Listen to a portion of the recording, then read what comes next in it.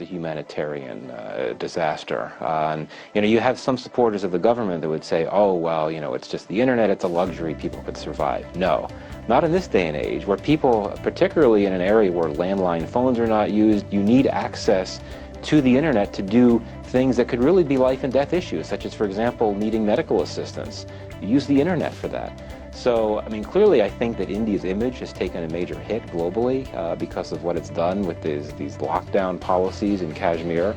And I think that the extended internet shutdown is really what stands out, along with the fact that you still have several hundred people that have been detained for all this time, including young people, lawyers, civil society members. These are not terrorists, as the government may suggest they are. So I think that also really is going to be something that is going to stay with the government. It's going to make the global criticism continue, as it should, because it's just not a good thing at all. And of course, we should say all of this started by India's decision to strip the region of its semi-autonomous status. How controversial was that decision?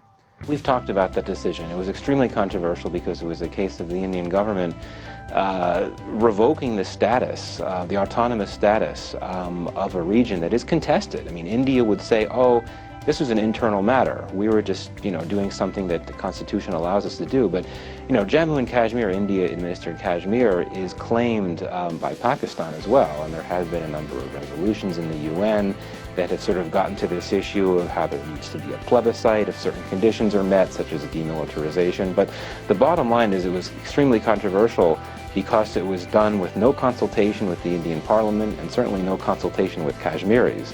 And of course also the fact that not only did India revoke Kashmir's autonomous status, but it imposed all these harsh draconian measures like the lockdowns, closing down communication, and as you've discussed, the internet shutdown is still in effect.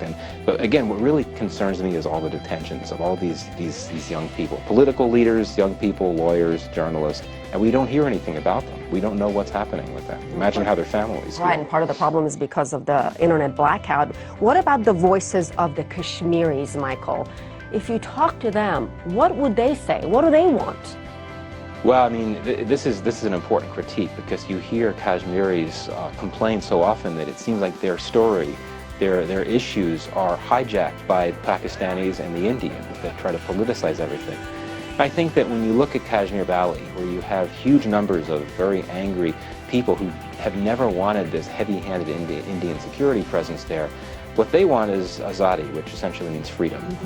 Same in Persian. Exactly, there you go. They do not want to be under the control of India. You know, some may suggest that they would want to become part of Pakistan. I don't think that's the case. I think most Kashmiris, particularly in the Kashmir Valley, they just want to be free. And I think what makes them so angry is that India, by revoking Kashmir's autonomy, it now makes these Kashmiris a formal part of a country that they have long rejected.